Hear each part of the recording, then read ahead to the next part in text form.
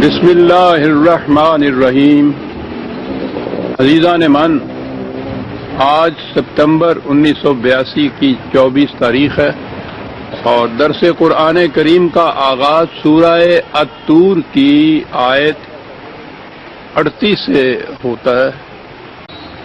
اس آیہ مبارکہ کے چند فکرے تو سابقہ درس میں بھی آ گئے تھے، لیکن وہ موضوع تشنا رہ گیا تھا، اسی کو میں پھر دہراتا ہوں۔ عربوں کے ہاں بھی اور اس دور میں قریب ہر مذہب میں قسمتوں کا حال بتانے والے، پیشین گوئیاں کرنے والے، ان کا بڑا اونچا مقام ہوتا تھا۔ یہودیوں کے ہاں تو نبی کہتے ہی پیشین گوئی کرنے والے کو تھے۔ یہ وہیں سے یہ پروفیسی کا جو لفظ ہے انگریزی زبان میں، اس کے معنی پیشین گوئی ہے، یہ پروفٹ سے ہے، تو وہ پروفٹ کہتے تھے، اور نبی کے معنی یہ لیتے تھے وہ پیشین گوئیاں کرنے والا۔ یہ عجیب بات ہے کہ یہودیوں کی یہ اصطلاح، جس نے نبوت کے سارے مفہوم، منصب، مقام کو مسخ کر کے رکھ دیا، اسے صرف پیشین گوئیاں کرنے والا بنا کے رکھ دیا، اس اصطلاح کو ہم بھی اپنے ہاں انگریزی میں پروفٹ ہی ترجمہ کرتے ہیں نبی کا۔ یعنی کبھی کھڑے ہو کے سوچتے نہیں کہ ان کے ہاں تو ان کا تصور ہی یہ تھا نبوت کا، اس کے لیے ایک یہ لفظ یا یہ اصطلاح آئی، انگریزی زبان میں ترجمہ ہوا، اس لیے کہ وہ تو کرسچینٹی میں بائبل آئی لیٹن کے تھرو انگریزی کے اندر، وہی ان یہودیوں کا اور عیسائیوں کی جو اصطلاحات تھیں وہی ہمارے ہاں، انہوں نے بھی وہی اصطلاحات اپنے ہاں لے لی۔ تو میں کہہ یہ رہا تھا کہ دنیا کے ہر مذہب میں اس زمانے میں یہ بڑا بلند منصب گنا جاتا تھا، تصور کیا جاتا تھا کہانت کا، غیب کی باتیں بتانے والے، پیشین گوئیاں کرنے والے، قسمت کا حال بتانے والے۔ تو رسول اللہ صلی اللہ علیہ وسلم نے جب یہ دعویٰ کیا ہے نبوت کا، تو ان کے ذہن میں اس سے زیادہ کچھ آ ہی نہیں سکتا تھا۔ قرآن کریم کا جو انداز تھا، اس سے انہوں نے یہ سمجھا کہ یہ نثر کی کتاب تو نہیں، تو شاعری کی کتاب گئی، تو آپ کے متعلقہ شاعر ہو گئے اور آگے بڑھے۔ جب آپ یہ کہتے تھے کہ یاد رکھو تمہاری اس روش کا نتیجہ یہ ہوگا، تو انہوں نے کہا کہ یہ غیب کی باتیں بتاتا ہے یا یہ تقدیر کا حال بتا رہا ہے، تو کہانت کی طرف ان کی نگاہ گئی کہ یہ کاہن ہے۔ اور پھر وہ جو میں نے عرض کیا تھا کہ جب انہوں نے دیکھا یہ کہ یہ شخص اپنے نفع نقصان کی بھی نہیں سوچتا، وہ کہتے تھے کہ ہم سارے ملک کی بادشاہت اس کو دے دیتے ہیں، اگر یہ چاہے تو حسین ترین لڑکی سے شادی کر دیتے ہیں، دولت اس کے قدموں میں ڈھیر کر دیتے ہیں۔ یہ اپنے اس دعوے سے باز آ جائے تو حضور نے اپنے چچا سے یہ کہا تھا، جیسا تاریخ کہتی ہے، کہ یہ اگر میرے ایک ہاتھ پہ چاند رکھ دیں، دوسرے پہ سورج رکھ دیں، تو میں تو پھر بھی اس سے باز نہیں آ سکتا۔ تو ان کے ذہن میں ہوا کہ یہ شخص جو اپنے نفع نقصان کا بھی نہیں سوچتا، تو یہی ہے نا دیوانہ اور پاگل جسے کہتے ہیں، وہ مجنون کہتے تھے۔ کہانت کے متعلق بات چلی آ رہی تھی۔ وہاں جب انہوں نے وہ شاعری کا کہا تو قرآن نے تو چیلنج دے دیا کہ تمہارے ہاں شاعری ہی ان کے ہاں وجہ امتیاز تھی، شاعر کا بڑا بلند مقام تھا، وہ پاگل کر دیتا تھا قوموں کو، اور ان کا لٹریچر اور کوئی تھا ہی نہیں، شاعری۔ عربوں کے ہاں کتاب تحریری، پہلی کتاب عربی زبان میں عربوں کے ہاں قرآن کریم ہے۔ اس کے پہلے ان کے ہاں شاعری ہوتی تھی، اور وہ شعراء کا کلام زبانی ہوتا تھا، لوگوں کے زبان زد ہوتے تھے، شعر چلتا تھا سلسلہ۔ شاعر کہا تو قرآن نے چیلنج دے دیا کہ بہت اچھا، تمہارے ہاں اتنے بڑے شاعر ہیں، یہ سب اکٹھے ہو جاؤ اور اپنے ساتھ جن کو اور ملانا چاہو انہیں بھی ملا لو، اور اس قرآن جیسا پوری کتاب، پورا ضابطہ نہیں، 10 صورتیں لے آؤ، ایک ہی حدیث اس قسم کی لے آؤ، لاؤ، یہ تو تمہارا میدان ہے۔ مانتے کیوں نہیں اس چیلنج کو، قبول کیوں نہیں کرتے؟ چیلنج قبول نہیں کیا۔ اتہامات، الزامات، یہ چیزیں بدستور جاری رہیں۔ کاہن ہے، کہانت ہے، کاہنوں کے متعلق ان کے ہاں تھا کہ یہ آسمان کی خبریں جانتے ہیں، وہاں پہنچتے ہیں اور وہاں سے یہ جو کچھ وہاں معاملات طے ہوتے ہیں اس دنیا کے، اس کی خبر وہاں سے یہ معلوم کر لیتے ہیں اور پھر آ کے دوسری لوگوں کو، عام لوگوں کو بتاتے ہیں۔ یہ تھا ان کا تصور کہانت کا کہ یہ سن لیتے ہیں جا کر، غیب کی باتیں اس طرح انہیں معلوم ہو جاتی ہیں۔ قرآن نے تو یہ کام کہا کہ ام لہم سلم یستمعون فیہ، کہ کیا ان کا سلم تو ویسے سیڑھی کو کہتے ہیں، یا ذریعہ کوئی بھی ہو کسی جگہ پہنچنے کا، کہ یہ اس ذریعے سے وہاں پہنچتے ہیں آسمانوں کے اوپر، اور وہاں جو یہ باتیں طے ہوتی ہیں یہ وہاں سن لیتے ہیں اور سن کے پھر واپس آ کے تم لوگوں کو بتاتے ہیں۔ کیا یہ بات ہے؟ بات آگے قرآن نے ایک ایسی کہی ہے عزیزان من، میں عرض کرتا ہوں کہ وہ یہ چلتے چلتے قرآن سمجھنے کی بات ہے نہیں، کھڑے ہو کے سمجھنے کی بات ہے۔ کیا جاتا ہے وہ فَلْيَأْتِ مُسْتَمِعُهُمْ بِسُلْطَانٍ مُبِينٍ، اسی زمانے میں نہیں، قیامت تک کے لیے اس کو کاٹ کے رکھ دیا۔ یہ جو تصور ہے کہانت کا، پیشین گوئیاں کرنے کا، کیا سرائیوں کا، اس زمانے میں کہانت کہتے تھے، بعد میں یہ چیزیں جو ہیں علم وہ ہے انسانی علم جسے حاصل کیا جاتا ہے، اس کی تعلیم کی جاتی ہے، دوسرے کی طرف منتقل کیا جاتا ہے۔ علم کے لیے شواہد چاہیے، علم کے لیے دلائل چاہیے، بصیرت چاہیے، عقل چاہیے، فکر چاہیے، شعور چاہیے۔ یہ تمام چیزیں ہوں تو علم حاصل ہوتا ہے، اور جو علم ہوتا ہے اسے پھر دلائل کی روح سے سمجھایا جاتا ہے، اس کے دعاوی کی تصدیق کی جاتی ہے، توثیق کی جاتی ہے دلائل کے ذریعے سے۔ انسانی علم یہ ہے، وہی ہے کہ وہ انسانی فکر کی حاصل کردہ علم نہیں ہوتا، انسان کے اپنے خیالات و کسب و ہنر کا دخل نہیں ہوتا۔ خدا کی طرف سے براہ راست نبی کو وہ علم ملتا تھا، تو اس حد تک تو وہ انسانی علم سے الگ ہو گیا۔ علم حاصل کرنے کا جو ذریعہ تھا انسانی، اس میں ان ذرائع میں سے کوئی ذریعہ نہیں ہوتا، اس میں حاصل تو وہ ہوا۔ اب بات یہ ہوئی، وہاں کہانت کہتے تھے، آگے جب چلی ہے تو اصطلاح ہی بدلی ہے۔ ایک اصطلاح ہے انٹیوشن، کہا یہ جاتا ہے کہ انسانی فکر کی پیداوار یہ بات نہیں ہوتی، سوچ کا نتیجہ نہیں ہوتی، علم اور بصیرت کا نتیجہ نہیں، یوں ہی یہ خیال آ جاتا ہے۔ شاعری میں عام طور پر انٹیوشن کو کہا جاتا ہے کہ بڑا دخل ہوتا ہے، وجدانی علم اسے کہا جاتا ہے۔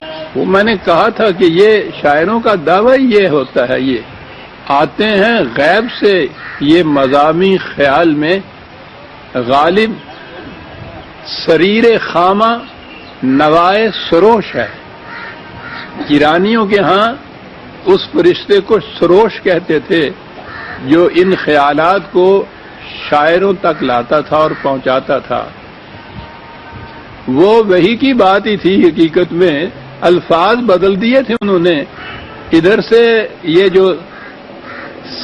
یہ سامی مذاہب تھے، ان کے ہاں جبریل کہا جاتا تھا اس فرشتے کو جو پیغام لاتا تھا۔ ان کے ہاں انہوں نے وہ جبریل نہیں اپنے ہاں لیا، یہ ایرین جو تھے انہوں نے اس کی بجائے ایک سروش نام رکھا، وہ فرشتہ کہ جو غیب کے مضامین شعراء تک لاتا ہے۔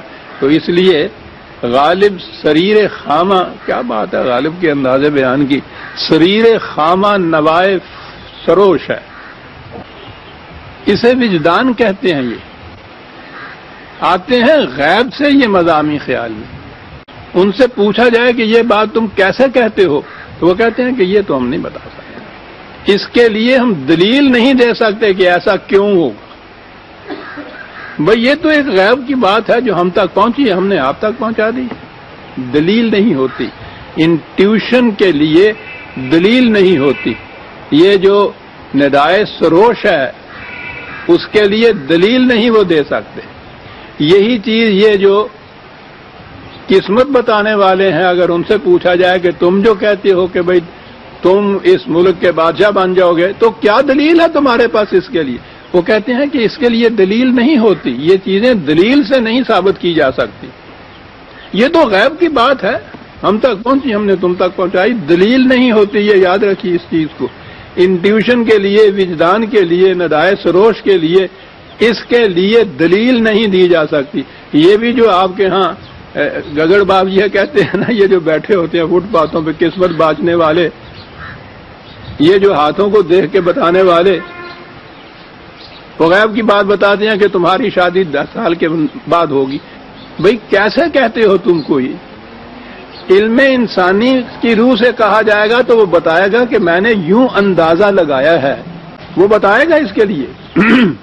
لیکن یہ جو قسمت کا حال بتانے والا، یہ پیشین گوئی کرنے والا ہے، وہ یہ نہیں بتا سکے گا کہ میں نے یہ کیسے کہا ہے، یہ کیسے ہوگا، یہ میں بھی نہیں جانتا، مجھے پتا ہے کہ یہ ہوگا ایسے، میں کہہ نہیں سکتا یہ کیسے ہوگا، یعنی دلیل نہیں ہوتی اس میں۔ میں یہ اس لیے زور دے رہا ہوں کہ بڑی شاید نئی سی بات آپ کے ذہن میں آئے کہ قرآن کریم نے کتنی بڑی عظیم بات کہی ہے، یہاں کتنا فرق کر کے بتا دیا ہے وحی کی روح سے ایک دعویٰ کرنے میں، اور یہ جو قسمت باچنے والے اور غیب کی پیشین گوئیاں کرنے والے ہیں ان کے ہاں سے یہ چیز کہنے میں ایک بنیادی فرق یہاں پیدا کر دیا قرآن کریم نے، اور وحی کو ان سے الگ کر کے رکھ دیا۔ پیشین گوئیاں کرنے والے ان سے پوچھے کہ صاحب فلاں سال کے اندر یہاں اتنی تعاون پھیلے گا اور یہ ہوا، بھئی کیسے کہہ رہے ہو؟ کہیں گے صاحب کہ 4 دن کے بعد یہاں بارش ہوگی۔ محکمہ موسمیات والا تو وہ 2 اور 2 4 کی طرح سائنٹیفک طریقے سے یہ چیز کہتا ہے کہ صاحب ہم یوں اس نتیجے پہ پہنچے ہیں۔ سائنس یا علم دلیل دیتا ہے، بتاتا ہے کیوں ہم ایسا کہتے ہیں، اور وہ جو کہتا ہے کہ ہم نے جو کہہ دیا صاحب ہوگا، جاؤ بھاگ جاؤ یہاں سے، ہوگا، بھئی کیسے ہوگا؟ ہم نے کہا صاحب یہ خدا کی باتیں ہیں۔ پہلی یہ چیز سن لیجئے کہ قرآن کریم نے دونوں ہی چیزوں کی نفی کر دی۔ پیش گوئیوں کی نفی کر دی کہ اس نے کہا کہ غیب کا علم خدا کے سوا کسی کو نہیں۔ میں کیا عرض کروں کہ ہم کس قسم کے روایاتی عقائد میں چلے آ رہے ہیں۔ پیش گوئیوں کی بنا پر ہمارے ہاں اولیاء بنتے ہیں، صوفیاء کرام ہوتے ہیں، حتیٰ کہ وہ مرزا صاحب نبوت کا ہی دعویٰ کرتے ہیں۔ صاحب دلیل کیا ہے صاحب اس کے لیے؟ ثبوت کیا ہے اس کے لیے؟ دلیل تو ہوتی نہیں، ثبوت کیا ہے جی؟ پیشین گوئیاں کرتے ہیں ہم جناب، یعنی الرغم قرآن کے، قرآن کہتا ہے کہ خدا کے سوا کسی کو غیب کا علم نہیں، رسول کہتا ہے مجھے بھی غیب کا علم نہیں ہے، وجود اس کے جو وحی کے ذریعے سے مجھ تک منتقل ہوتا ہے، وہاں سے الگ ہٹ کے بحیثیت انسان کی اگر میں رہتا ہوں مجھے بھی غیب کا علم نہیں ہے۔ اندازہ لگائیے آپ۔ اب قرآن کی اس تحدی کے بعد کسی کا یہ کہنا کہ میں پیشگوئی کرتا ہوں، مجھے غیب کا علم ہے، کہاں پہنچاتا ہے اس کو؟ اور وہ اس کو ہم نبی نہیں مانتے، چلیے ان کو تو چھوڑ دیجئے۔ مقربین بارگاہ الہیہ، اولیاء اعظام، صوفیاء کرام، بڑے بڑے ولی کن باتوں کے اوپر ہوتے ہیں کہ جی وہ جو بات کہہ دیتے ہیں پتھر پہ لکیر ہوتی ہے صاحب، ڈالی نہیں سکتی وہ، کوئی کھڑے ہو کے نہیں پوچھتا کہ صاحب یہ تو خدا کہتا ہے کہ نہیں غیب کا علم خدا کے سوا کسی کو، وہ دعویٰ کرتے ہیں کہ یہ ہے غیب کا علم، تم دیکھو پورا ہوتا ہے یا نہیں۔ اور یہ ان کی اولیائی اور ان کے تقرب باری تعالیٰ کے دعوے کے ثبوت میں اسے پیش کرتے ہیں کہ وہ غیب کا علم جانتے ہیں۔ باقی رہا وہ قسمت کی بات، یہ خالص ایرانی چیز، تقریر جسے یہ لوگ کہتے ہیں، یہ چیز کہ لکھی لکھائی ہوئی پہلے سے چیز ہے خدا کے ہاں رکھی ہوئی ہر شخص کی، یہ کرے گا، یہ ہوگا، یہ سارا کچھ وہ انسان کا کوئی اختیار و ارادہ نہیں ہے، ساری چیز پہلے سے لکھی ہوئی ہے اور مجبوراً اسے اس کے مطابق کرتے رہنا چاہیے، اس کے لیے چوائس ہے ہی نہیں۔ قرآن کی پوری تعلیم بنیاد جو ہے مقافات عمل کی اس کو گرا دیتا ہے یہ تصور، ذمہ داری نہیں رہتی کوئی اس کی پہ۔ گر تو نمی پسندی تعبیر کن قدارا، تغیر کن قدارا، در کوئے نیک نامی مارا گزر نہ باشد، حافظ ہے۔ ٹھیک ہے گناہگار ہیں، فاسق ہیں، فاجر ہیں، ہر قسم کے عیب ہیں، برائیاں ہیں، کرتے ہیں، گر تو نمی پسندی تغیر کن قدارا، تجھے یہ پسند نہیں ہے ہمارا انداز، تو تیری تو تقدیر ہماری لکھ دی ہوئی ہے، اس کو بدل، ہم سے کیا کہتا ہے؟ جی انسان اپنی تقدیر آپ بناتا ہے عزیزان من، بنی بنائی ہوئی نہیں ہوتی۔ لیکن ہمارے ہاں قسمت اس کو کہتے ہیں نا، تقدیر نہیں ہے۔ قسمت کا بھی حال بتانے والے تیری اور غیب کی خبریں دینے والے بھی۔ قرآن نے کہا تھا کہ یہ کہانت ان کے ہاں کی، ان کو تو آتشی کوڑا پڑتا ہے قرآن کی وحی کے بعد۔ وہ رسول صلی اللہ علیہ وسلم کو متون کرتے تھے یہ کہہ کے کہ یہ کہانت ہے، الزام لگاتے تھے۔ قرآن اس کی تردید کرتا ہے کہ یہ نہیں، اور یہ قرآن کو ماننے والی قوم کے مدعی 1300 سال سے ان کو مقربین بارگاہ الہی قرار دیتے ہیں، جو قسمت بھی بتاتے ہیں، کہانت بھی کرتے ہیں۔ لفظ بدل دیا، اصطلاح بدل دی، کہانت نہیں کہتے، پیش گوئی کہتے ہیں، قسمت کا حال بتاتے ہیں حضرت صاحب، کہانت نہیں ہے یہ۔ میں عرض کر رہا تھا کہ دو لفظ ہیں قرآن کے، کھڑے ہو کے دیکھیے کیسے کاٹ کے رکھ دیتا ہے قرآن دو لفظوں میں۔ کہا یہ کہتے ہیں، یہ دعویٰ کرتے ہیں اس چیز کا، فَلْيَأْتِ مُسْتَمِعُهُمْ بِسُلْطَانٍ مُبِينٍ۔ دعوے کی صداقت کی پرکھ یہ ہے کہ دلیل لاؤ اس کے لیے کہ کیوں کہتے ہو ایسا، اور ان کا تو دعویٰ یہ ہے کہ اس کے لیے دلیل نہیں ہم دے سکتے۔ کہانت، تقدیر بتانا، قسمت بتانا، پیش گوئی کرنا، اس کی بنیاد یہ ہے کہ اس کے لیے کوئی دلیل، وائی آف اٹ جو ہے وہ نہیں بتائی جا سکتی، یہ کیوں ہوگا یہ نہیں بتایا جا سکتا۔ وہ اسباب کی کڑیاں جوڑ کے کسی نتیجے کے اوپر پہنچنا، یہ تو سائنٹیفک طریقہ ہے، علم کا طریقہ ہے۔ یہ پیشین گوئیاں اور قسمت بتانے والے سے اگر تم پوچھو کہ کیسے کہتے ہو صاحب کہ میری شادی نہیں ہوگی یا میری شادی 4 سال کے بعد ہوگی، وہ کہتا ہے ہم دیکھتے ہیں تمہاری قسمت میں یہ لکھا ہے، بات ختم۔ اندازہ لگائیے کہ قرآن نے کیا کہہ دیا یہاں۔ دعویٰ ہے نبی کا وہ وحی کہ جو ان کے نزدیک، وحی تو غیب کی خبریں دیتی ہے نا، آنے والی کی چیز۔ مقافات عمل بھی تو ان کے نزدیک غیب کی خبر ہی ہے نا، کہ یوں جاتے ہو تو تباہ ہو جاؤ گے، اور وہ کہتے ہیں کون ہمیں تباہ کر سکتا ہے، یعنی اتنا فرق ہے دونوں کے اندر۔ وہ قسمت کا حال بتانے والے بھی کہتا تباہ ہو جاؤ گے، اسے پوچھا جاتا کہ کیسے کہتے ہو تم بھائی، وہ کہتا ہے کہ یہ تمہاری قسمت میں لکھا ہے، بات ختم ہو گئی۔ وحی والا بھی کہتا ہے کہ یہ انداز اختیار کرو کہ تباہ ہو جاؤ گے، اسے پوچھا جاتا ہے کیوں کہتے ہو، وہ کیوں کا جواب دیتا ہے 2 اور 2 4 کی طرح عزیزان من، سائنٹیفک طریقے سے وہ بتا دیتا ہے کہ اس کا نتیجہ یہ ہوگا۔ کہتا ہے میں یہ نہیں بتا رہا کہ یہ غیب کی بات ہے جو میں بتا رہا ہوں، صرف یہ چیز ہے کہ تم یہ اپنے ذہن میں یہ حساب شمار کتاب کرتے نہیں ہو، کہ یہ کڑیاں نہیں ملاتے اسباب کی، خوش فہمی میں مبتلا ہو، خود فریبی میں مبتلا رہتے ہو، بد مستی میں مبتلا رہتے ہو، نشے کی حالت میں تم رہتے ہو۔ عقل اور شعور سے کام لو تو پھر سمجھ جاؤ کہ میں یہ ایسا کیوں کہتا ہوں، میں سمجھاتا ہوں کہ میں کیوں کہتا ہوں۔ وہی کا ملنا تو ایسا ہے کہ اس میں انسانی کسب و ہنر اور فکر و دلیل کا کوئی دخل نہیں۔ وحی کا جو متن آتا ہے، جس کو وحی پیش کرتا ہے نبی، اس کے لیے جو دعویٰ کرتا ہے وحی کی روح سے نبی، یا جو وحی دعویٰ کرتی ہے اس کیوں کا جواب دیتا ہے، دلیل دیتا ہے اس کے لیے۔ اور قرآن نے کہا کہ اگر یہ ایسے ہی کہتے ہیں کہ یہ بھی وحی کا ہی مقام ہے جہاں سے ہم لے کے آتے ہیں یہ کہانت اور پیشگوئی، تو ان سے کہو کہ وحی کا تو دعویٰ یہ ہے کہ میں دلیل دیتا ہوں جس بات کا بھی دعویٰ کرتا ہوں کہ یوں ہوگی، ان سے کہو دلیل لاؤ، ختم ہوا۔ ان سے کہنے کی کیا بات ہے، وہ تو پہلے ہی کہتے ہیں کہ اس کے لیے دلیل نہیں ہوتی، پیش گوئی کے لیے دلیل نہیں ہوتی۔ جو ہم قسمت بتاتے ہیں تو اس کے لیے دلیل نہیں ہم دے سکتے۔ ان حضرات سے پوچھئے، وہ کہتے ہیں کہ ہم وہاں جا کے لوح محفوظ سے پڑھ کے آتے ہیں، اب تمہیں دلیل کیا دیں؟ جو کہیے کہ صاحب ہمیں بتا دیجئے یہ کیسے ہوتا، کہنے کا یہ بتانے کی چیز۔ ذوق این بادہ نہ دانی با خدا تا نہ چشی۔ تم مجھے کہتے ہو کہ میں یہ کہتا ہوں کہ شراب سے نشہ ہوتا ہے، تم کہتے ہو بتاؤ نشہ کیا ہوتا ہے، وہ تو جو پیے گا اسے ہی پتا چلے گا نشہ کیا ہوتا ہے۔ آپ نے غور کیا کہ کتنی بڑی چیز قرآن نے کہہ دی ہے یہ 2 لفظوں میں؟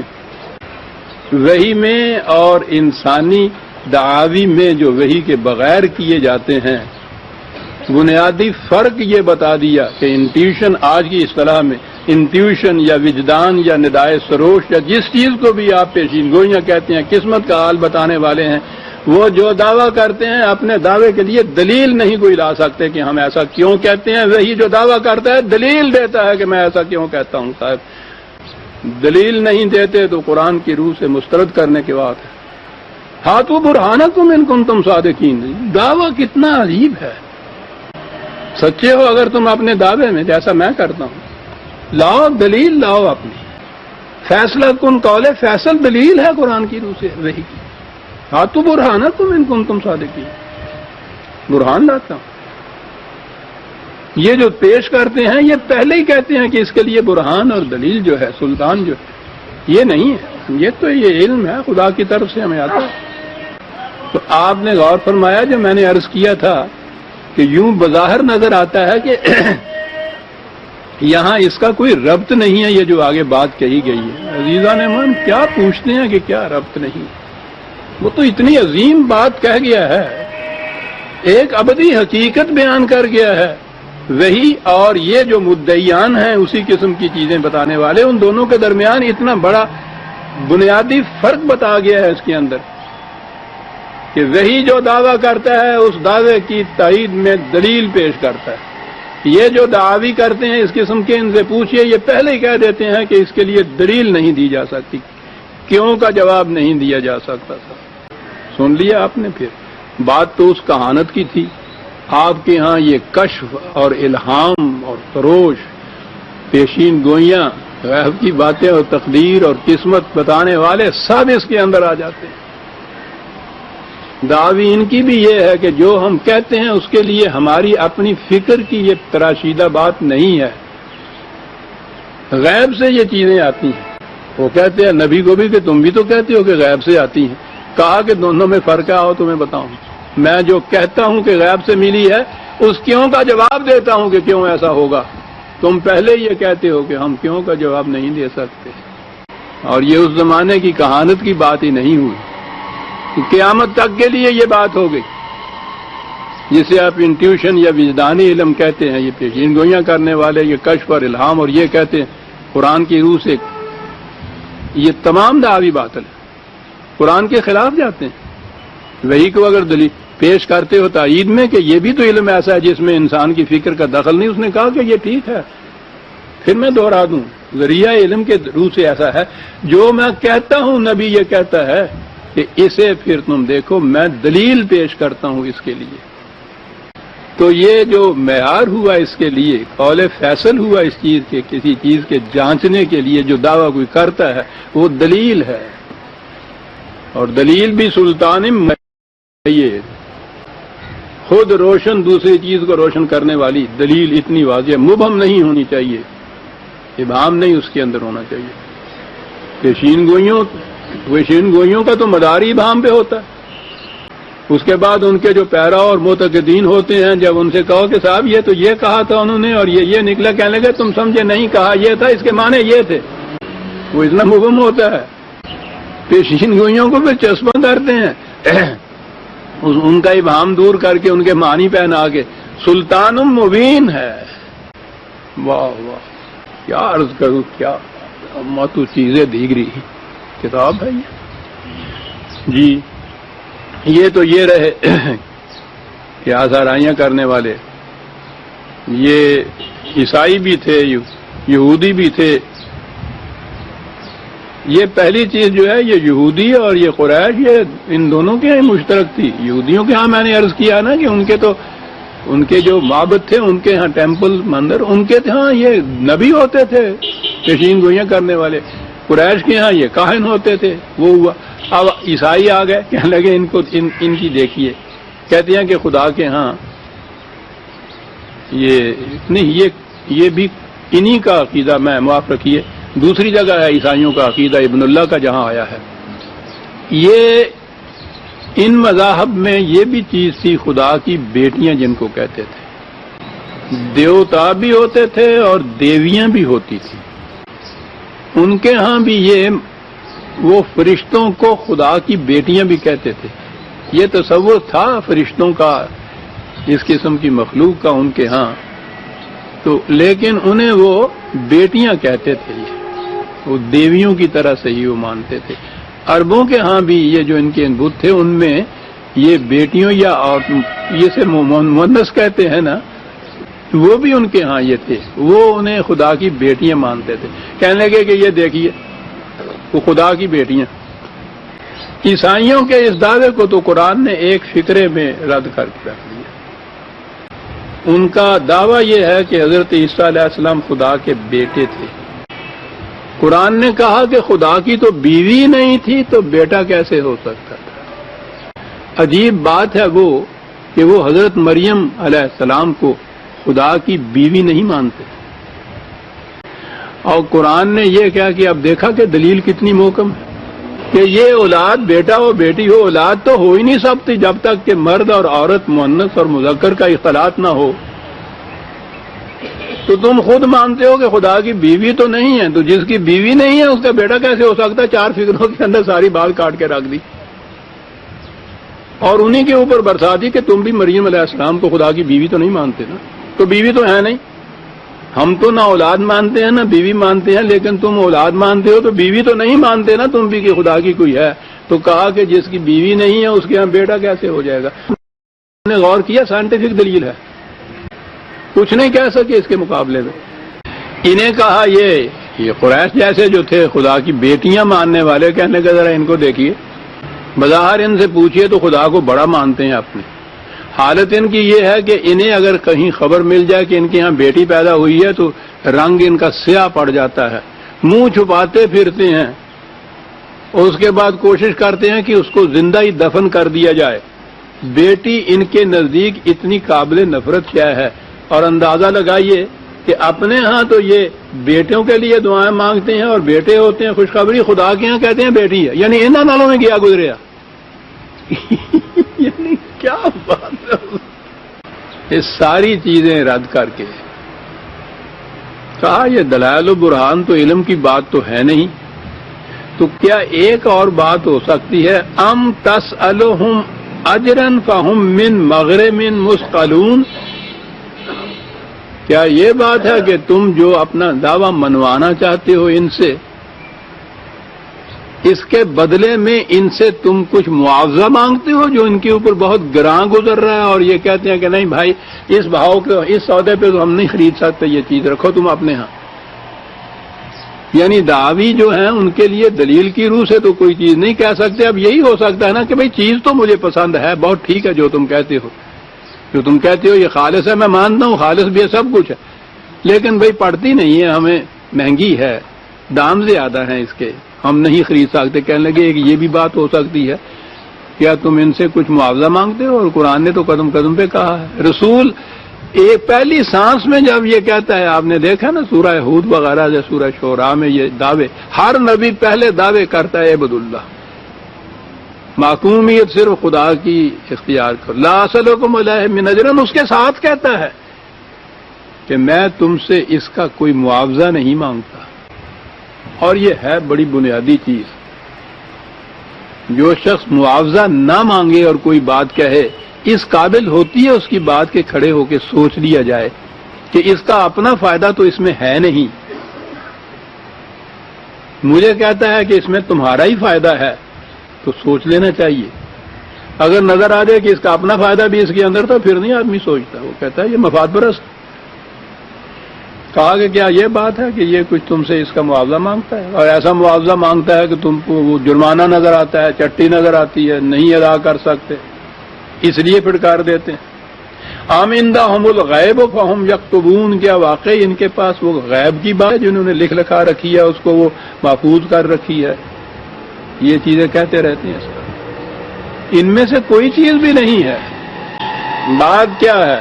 ام یریدون کیدن، مقاصد کچھ اور ہیں، زد پڑتی ہے ان کی مفاد پرستیوں کے اوپر۔ قریش جو کچھ بنے ہوئے تھے ان کا تو رہتا کچھ نہیں تھا اگر یہ نظام قائم کہیں ہو جاتا۔ نسل پرستی، نسب پرستی، تفاخر اس کے اندر، کعبے کی تولیت، اتنی بڑی تجارت، اتنی دولت، اس نے سینکڑوں کی تعداد میں غلام اور لونڈیاں، یہ سارا معاشرہ یہ تھا ایک اسلام کے نظام قائم ہو جانے سے ان میں سے کوئی چیز بھی باقی نہیں رہتی تھی سر. تو ان کی مخالفت اس اعتبار سے قابل فہم ہے. افسوس اس چیز کا ہے کہ یہ جاہلیت عرب کے زمانے کے قبل اسلام کے یہ عرب اور خاص طور پہ قریش، ان میں بڑی خصوصیات تھیں. بعض چیزیں ان کے اندر جو تھیں بڑے عمدہ پختہ کیریکٹر کی نمائندگی کرتی تھی. جرأت تھی ان میں، بے باقی تھی ان کے اندر. وہ مہمان نوازی اور تواضع، عہد کی پابندی، وعدہ ایفائی، یہ ساری چیزیں تو ایک طرف رہی، یہ ساری چیزیں تھیں. لیکن اس بات میں بھی ان کی بھی یہ کیفیت تھی کہ وہ یہ نہیں کہتے تھے کہ ہمارے مفاد پہ زد پڑتی ہے اس لیے ہم یہ نہیں مانتے. وہ جنہوں حجتاں کہنے نا ساڈے، وہ حجتاں ڈاؤں دے سانے دے بھائی تھے، دلیل نہیں دے سکتے تھے، نہ اس کو اعلانیہ اس کا اعتراف کرتے تھے کہ بات یہ ہے جو ہمارے اوپر زد پڑتی ہے، اور کھل کے سامنے نہیں آتے تھے. ام یریدون کیدن، تدبیریں کرتے تھے مخفی، خفیہ تدبیریں کرتے تھے. یہ جو تدبیر تھی کہ صاحب یہ کسی طرح سے بھی یہ شخص معاذ اللہ باز نہیں آتا صلی اللہ علیہ وسلم، تو اس کا خاتمہ کرو. یہ ان کی ایک تدبیر تھی خفیہ. اور اس اعتبار سے کہ یہ بہرحال قریش کا ہاشمی گھرانہ مطلبی، اس کا تو بڑا پاس تھا کہ اس کے بعد بازپرس ہوگی اور یہ فرض کرو کہ دیت ہی دینی پڑے گی تو پتہ نہیں کتنا ہوگا. تو کیا کریں، کسی ایک پہ نہ الزام آئے. جیسے تاریخ بتاتی ہے، انہوں نے کہا کہ جتنے یہ بڑے بڑے قبیلے ہیں قریش کے، وہ جو شعوب تھے، گوتا جنہوں کہنے نے، ان میں سے ایک ایک نمائندہ اکٹھا ہو کے سارے اکٹھے ہو کے یہ کرو، پھر یہ کچھ نہیں کر سکیں گے اس کے وارث. بہرحال وہ قرآن کریم نے ایک لفظ خفیہ تدبیر یہ کہہ دی ہے، یہ کرتے ہیں. قرآن نے انہی کی تدبیر کا جواب نہیں دیا عزیزان من، پھر ایک اصول بیان کر دیا جو قیامت تک قائم رہتا ہے. فالذین کفروا هم المکیدون. کیا بات ہے. اس کا مفہوم سمجھنے کے لیے آیت 35/43 35/43 عجیب اصول قرآن نے بنا دیے ہے. مکر السیئ، کہ یہ لوگ استکباراً فی الارض و مکر السیئ، اقتدار سنبھالے ہوئے ہیں باطل کا، اور پھر اس کے لیے معاشرے میں ناہمواریاں پیدا کرنے والے، برائیاں پیدا کرنے والی تدبیریں کرتے رہتے ہیں. یہ سب کچھ یہ انداز ہے ان کی سیاست کا. قوت پہ زور پہ محکوم بنائے ہوئے ہیں قوم کو، اور پھر اس قسم کی بد تدبیریاں سازشیں کرتے رہتے ہیں، اس قسم کی تدبیریں کرتے رہتے ہیں کہ جو ناہمواریاں پیدا کرتی چلی جائے ان چیزوں کے اندر، قوم ابھرنے نہ پائے. یہ ہے جو میں کہتا تھا. قرآن نے اصول بیان کیا، وَلَا يَحِيقُ الْمَكْرُ السَّيِّئُ إِلَّا بِأَهْلِهِ. یاد رکھو اس قسم کی انسانیت کے خلاف تدبیریں کرنے والے جو ہے، ان کی تدبیریں پلٹ کر انہی کو گھیر لیتی ہیں. تمہاری تہذیب اپنے خنجر سے آپ ہی خودکشی کرے گی، انہی کو بلاخر گھیر لیتی ہے. انسانیت کی ساری تاریخ اس پہ شاہد ہے عزیزان من. جہاں جہاں بھی کسی نے جو بھی ایسی سازشیں کی ہیں قوموں کے خلاف، انجام ان کا آپ دیکھیے تاریخ کے اندر، وہ ساری پلٹ کے ان کے اوپر جا کے پڑتی ہیں. قریش کا انجام بھی ہے ایسا ہوا. کہا یا کچھ اور بات بھی ایک ہو سکتی ہے، ام لہم الہ غیر اللہ، سبحان اللہ عما یشرکون.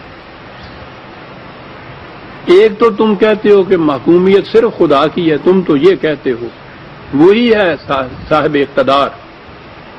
جو اس کو یہ مانتا ہے اس کو تو پھر ڈر کسی کا نہیں. کہا گیا ہے کہ کیا یہ بات ہے کہ ان کا کوئی صاحب اقتدار اور ہے جس کے ڈر کی وجہ سے یہ بات نہیں مانتے؟ تو ان سے کہو کہ خدا صاحب اقتدار ہے تو وہ اپنے اقتدار میں کسی کو شریک نہیں کر سکتے. کسی انسان کو حق حکومت حاصل نہیں ہے. اس واسطے یہ سوال نہیں کہ تم جس اپنے حاکم سے ڈر کے اس طرح سے خائف ہوتے ہو اور ان چیزوں کو نہیں مانتے ہو ہی نہیں سکتا. تم ادھر آؤ تمہیں ہم بتائیں کہ سروری زیبا فقط اس ذات بے حمدہ کو ہے. حکمراں ہے ایک وہی، باقی بتانے آج. کہا قوت کے نشے میں بدمستی کی کیفیت یہ ہوتی ہے کہ انسان بڑی خوش فہمیوں میں مبتلا رہتا ہے.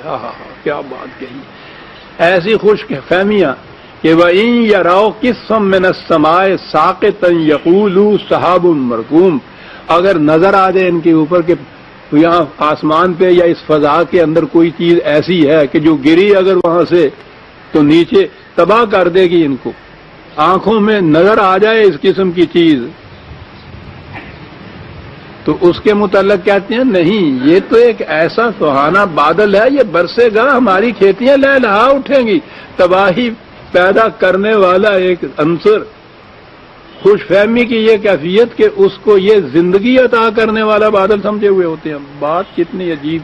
میں نے عرض کیا نا کہ قرآن تشبیہات میں باتیں کرتا ہے.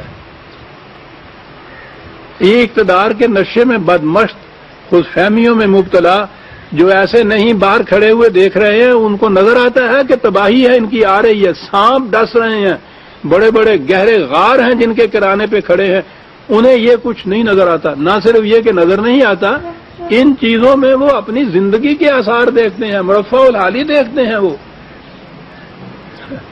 یہ ہے نا, نشے میں انسان کی یہی کیفیت ہوتی ہے. اور خوش فہمیاں وغیرہ بھی سارے نشے ہی ہے نا حقیقت میں, جس میں عقل و شعور نہیں ہوتا. کہنے کی کیفیت تو ان کی یہاں تک ہو گئی کہ ہر دوسرے دیکھنے والے کو نظر آ جائے کہ یہ گرا اوپر سے اور یہ تباہ ہوئے, اور یہ خوش ہو رہے ہیں کہ صاحب ایک بڑا عمدہ سہانا بادل آ رہا ہے پانی سے بھرا ہوا, سبحان اللہ, یہ برسے گا, کھیتیاں لہلہا اٹھیں گی. یہاں تک نوبت پہنچ گئی ہے ان لوگوں کی. اس لیے فذرہم, کہاں آیا ہے فذرہم, جو یہاں تک پہنچ جائیں کہ نہ عقل و بصیرت سے کام لیں, نہ اپنے دعوے کی صداقت کے لیے کوئی دلیل پیش کریں, کٹ حجتیاں کرتے چلے جائیں, سمجھنے کی صلاحیت باقی نہ رہے, بدمستیاں نشے کی, خوش فہمیاں عقل فریب کار کی پیدا کردہ. تو کہا کہ اب کب تک ان کے اوپر تم جان مارو گے؟ فذرہم, ٹھیک ہے چھوڑ دو, حتی یلاقوا یومہم الذی فیہ یصعقون, تاکہ ان کی اس غلط روش کے نتائج محسوس طور پر سامنے آ جائیں, اور پھر وہ اس طرح سے سامنے آتے ہیں کہ کھیتیاں جھلس کے رہ جاتی ہیں. برق صاعقہ جس کو کہا قرآن نے, اس قسم کی ہلاکت انگیز تباہی پھر آتی ہے. تو چھوڑ دو ان کو, یہ وہاں پہنچ چکے ہیں کہ جہاں اب کوئی کارگر نہیں ہو سکتا. لیکن قرآن نے دوسرے مقام پہ ذرہم جب کہا ہے, یاد رکھیے, ایک تو جہاں بھی کہا ہے چھوڑ دو, چھوڑ دینے کے متعلق بھی کہا ہے وَہْجُرْہُمْ حَجْرًا جَمِيلًا, چھوڑو بھی تو حسن کارانہ انداز سے چھوڑو. بڑی عجیب چیز ہے. یہاں تک پہنچتے ہوئے, اور انہوں نے اس قدر تکالیف ہم پہنچائی تھی حضور اور آپ کے رفقاء کو, تاریخ پڑھنے سے کب کبا اٹھتا ہے انسان سے. اتنی لمبا عرصہ اور اتنی جان کھپائی حضور نے ان کی بہتری کے لیے. ان کی یہ کیفیت ہے, کہا گیا ہے کہ اب جو بھی ان میں سے سعادت روح آنے والی تھی وہ آ گئی ہوئی ہیں, ان کے لیے چھوڑ دو. ایسی فضا میں جاؤ کہ جہاں کی جو وہاں کے وہ حالات مساعد ہوں تمہارے اس پیغام کے لیے. اور واقعی ایسا ہوا ہجرت کے بعد, ان کو چھوڑ دو. لیکن وہاں بھی قرآن نے ایک تو کہا ہے کہ جمیلاً, حسن کارانہ انداز سے چھوڑو, اس کے ساتھ کہا ہے اس کے باوجود قرآن کی آواز پہنچاتے جاؤ ان تک, تاکہ ایسا نہ ہو کہ کوئی ایسا فرد, ایسی روح کہ جو بچ سکتی ہو اس لیے تباہ ہو جائے کہ اس تک قرآن نہیں پہنچاتا. چھوڑنے کے بعد بھی یہ کیفیت عزیزاں نے پہنچاتے چلے جاؤ. وہ دن جب پھر تباہی آتی ہے, یوم لا یغنی عنہم کیدہم شیئا ولا ہم ینصرون. یہ اس زمانے کی بات نہیں, یہ تو قوموں کی تاریخ ہے. آج ہمارے سامنے ہو رہا ہے ایسا کہ جب اس غلط روش, غلط نظام کی تباہیاں سامنے آتی ہیں, تو پھر یہ جو خفیہ تدبیریں اس دوران میں کرتے رہتے تھے, کوئی تدبیر کام نہیں آتی تھی. اور پھر جو ان حالات میں جب یہ صاحب اقتدار تھے, ان کا وقار تھا, ان کا وزن تھا قوموں کی زندگی میں, بہت سے دعوے کرنے والے تھے کہ ہم تمہارے مددگار ہیں، ہم تمہارے ساتھی ہیں، چلو اٹھو تم دیکھو تو صحیح، دیکھو تو ہم کس طرح سے آتے ہیں تیرے۔ کہا کوئی پھر مدد کے لیے نہیں آیا کرتا، دور پیچھے جانے کی ضرورت نہیں عزیزان من۔ اپنے ہی دور کی تاریخ کو آپ دیکھیے،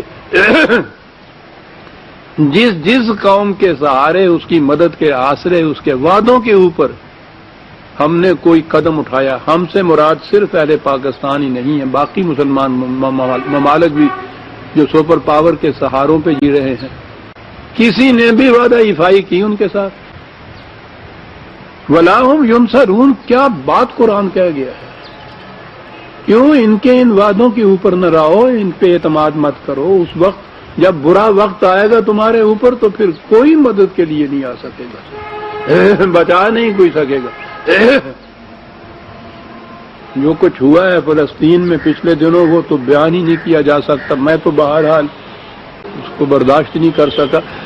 یہ جو بات میں کہہ رہا ہوں، آج ہی صبح یاسر عرفات کا وہ میدان آیا ہوا ہے کہ اس کے بعد میں کبھی امریکہ کی ضمانتوں کے اوپر بھروسہ نہیں کروں گا، پہلے ہی سمجھ لینا چاہیے۔ لیکن ہم تو ان حالات میں اس مقام پہ پہنچے ہوئے ہیں کہ سمجھنے کے بعد بھی کیا کیا جائے گا۔ اب یہ کچھ ہو چکا ہے تو سمجھ لیا سب کچھ، سوائے اس کے کہ ہم نمازوں میں دعائیں مانگیں، عرفات والوں سے کہیں کہ حج کے بعد التجائیں کرو خدا کے ہاں، یا درخواستیں بھیجیں UN کے ہاں۔ عزیزان من، مراکش سے لے کر انڈونیشیا تک 1 ارب آبادی کا بحر ذخار موجیں مار رہا ہے، مسلسل مسلمانوں کی آبادیاں چلی جاتی ہیں اور آزاد مملکتیں ہیں اب ساری کی ساری۔ ان میں ایک چڑیا جتنا یہ بنی اسرائیل کا ٹکڑا، ان کا عطا کردہ، ان کی چھینی ہوئی وہ زمین، آبادی اس کی لاہور شہر جتنی نہیں ہے۔ وہ جو کہتے ہیں جمعہ 8 دن کی پیدائش، کل ابھی وہ وجود میں ہے، اندازہ لگائیے آپ۔ اور پھر کسی سیاسی چال کی بنا پہ برہنہ شمشیر، ننگا ظلم، اس قدر ستم، انسانیت کی تاریخ میں مثال نہیں اس کی ملتی جو کچھ وہاں ہوا ہے۔ وَلَا هُمْ يُنصَرُونَ، ٹھیک کہا ہے عرفات نے، غلطی کی۔ وَلَا هُمْ يُنصَرُونَ وَإِنَّا لِلَّذِينَ ظَلَمُوا عَذَابٌ دُونَ ذَلِكَ وَلَكِنَّ أَكْثَرَهُمْ لَا يَعْلَمُونَ۔ قرآن اسی دنیا کی تباہی تک محدود نہیں رہتا، وہ تو زندگی کو مسلسل آگے بھی لے جاتا ہے۔ اس دنیا کے جتنے بھی غلط نظام افراد کے ہوں، اقوام کے ہوں، ان کے نتائج یہاں بھی سامنے آئیں گے، افراد اقوام آگے جائیں گی تو وہاں کا جو تباہ کن عذاب ہے وہ اس کے علاوہ ہے، وہ بھی اس کے ساتھ ہے، یہی قصہ ختم نہیں ہو جاتا صاحب اس کے لیے۔ وَلَٰكِنَّ أَكْثَرَهُمْ لَا يَعْلَمُونَ، دقت ساری یہ ہے کہ یہ لوگ اتنا کچھ سمجھانے کے باوجود اس بات کو نہیں سمجھتے کہ انسان کا کوئی عمل، کوئی کام بھی نتیجہ مرتب کیے بغیر نہیں رہ سکتا۔ بات اتنی سمجھنے کی ہے ساری۔ غلط کام کرنے والے یہ نہیں ہوتا کہ ان کو یہ معلوم نہیں ہوتا کہ غلط کام ہے یہ، وہ مطمئن رہتے ہیں، جیسا میں نے کہا اس خوش فہمی میں مبتلا رہتے ہیں، خود فریبی میں مبتلا رہتے ہیں، سیلف ڈسیپشن ہوتا ہے کہ نہیں یہ نہیں نتیجہ اس کا نکلے گا، ٹھیک ہے ہم نے انتظام کر رکھے ہوئے ہیں، ایسے سارے انتظامات ہیں ہمارے پاس، صاحب ہمارا دال بھی کا نہیں کوئی کر سکتا۔ یہ اگر یہ یقین اور ایمان ہو جائے کہ غلط کام کا غلط نتیجہ جو ہے وہ برآمد ہو کر رہتا ہے، بہت بڑی حد تک تباہیوں سے بچ جائے قومیں بھی اور افراد بھی۔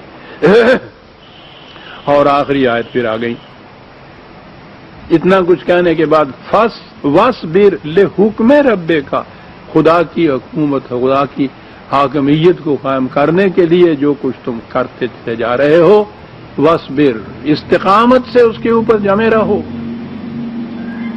ان مخالفتوں کا، ان معاندین کا کوئی خیال نہ کرو، یہ ساری چیزیں تم ثابت قدم اگر رہو گے تو کامیابی آخر الامر تمہاری ہے۔ سب اس راستے میں کٹھن منزلیں آئیں گی، خطرناک مقامات آئیں گے، بظاہر مایوسیاں بھی نظر آئیں گی، لیکن یقین رکھو کہ اگر تم ثابت قدم رہے تو آخر الامر کامیابی تمہاری ہوگی۔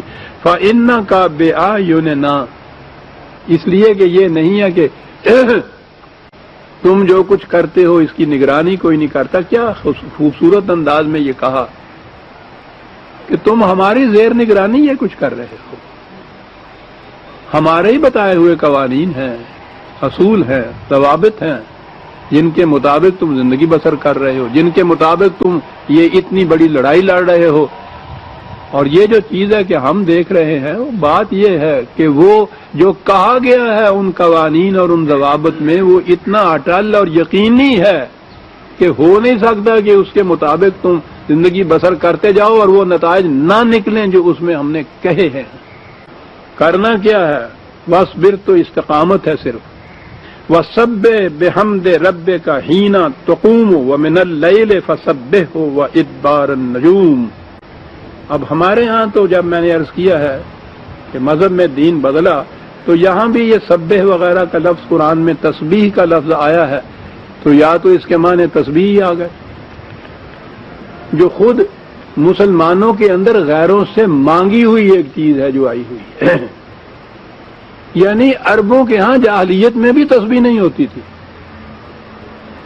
یہ عیسائیوں کی چیز بدھوں کے ہاں بدھوں سے مستعار دی ہوئی چیز وہاں سے آئی ہوئی. اور وہ سبح کا ترجمہ تسبیح کرنا ان کی زبان میں یہ بات نہیں تھی. لینگویج میں عرض کرتا ہوں ایک تصور دین کا تو ایک طرف رہا. یہ تصور تو بدھوں کا تھا، گنتی کے روح سے جو چیزیں فائدہ وہ عادات کی روح سے جو چیزیں حاصل کرتے تھے. یہاں ہمارے ہاں تو گنتی کا کیا سوال ہے. بہرحال سبح بحمد رب کا. اور پھر آگے بڑھے تو اس کا ترجمہ نماز پڑھنا بھی انہوں نے کر لیا اور اس قسم کی آیات سے پھر نماز کے اوقات کا تعین بھی انہوں نے کیا. ہینا تقومو جب تو اٹھے رات کے کسی حصے میں بھی اور ستاروں کے غروب ہونے کے بعد بھی یہ عام ترجمہ کیا جائے. سبح کا ترجمہ عربوں سے پوچھ لیتے، قرآن سے پوچھتے تو بات ہی اور ہو جاتی. اس کے تو معنی آپ کو معلوم ہے. پوری قوت سے، جس طرح سے کہ وہ گھوڑا پورے ٹاپ سے بھاگتا ہے، تیراک پورے ہاتھ پھیلا کے تیرتا ہے. سرگرم رہو اپنی ان ایکٹیویٹیز میں، اپنے پروگرام میں جمے رہو، ثابت قدم رہو اور مسلسل کوشش کرتے رہو اس کے لیے. اور اس کے بعد تم دیکھو کہ نتیجہ وہ نکل کر رہے گا جو ہم کہتے ہیں. سورہ الطور ختم ہوئی عزیزان مان. میں ابھی عرض کر دوں ایک بڑی اہم بات وقت کے مطابق. ایک تو یہ تاکہ آپ مس نہ کر جائیں. اس کے بعد آتی ہے سورہ النجم. وہ یوں تو قرآن کریم کی کون سی سورت کون سی آیت ہے کہ جو اہم نہیں ہے، جو بلند مقام نہیں ہے، لیکن یہ خاص طور پہ اہمیت اس آیت کو ہے، اس سورت کو. اس لیے کہ یہ معراج جسے کہا جاتا ہے نبی اکرم صلی اللہ علیہ وسلم کا، اس کے لیے دو ہی مقام ہے جہاں سے دلیل لائی جاتی ہے. ایک تو سورہ بنی اسرائیل، سبحان الذی اسری بعبدہ لیلا من المسجد الحرام الی المسجد الاقصی. اس کے متعلق تو کہا جاتا ہے کہ مکے سے بیت المقدس وہاں تک پہلی منزل جو تھی براق کے اوپر، اور وہاں سے بیت المقدس سے پھر آگے آسمانوں کے اوپر پھر بارگاہ الہی میں عرش معلیٰ پہ حضور کا تشریف لے جانا. اس کے لیے یہ دوسری یہ سورہ نجم جو ہے، یہ جو آگے سورت آ رہی ہے سورہ نجم جو ہے، اور یہی چیز ہے جو مسلمے کے طور پر ہمارے ہاں چلی آ رہی ہے. تو میں نے اس لیے عرض کیا کہ میں پہلے یہ بتا دوں تاکہ اب مس نہ کر سکے. اگلے درس میں یہ چیز سامنے آئے گی ہمارے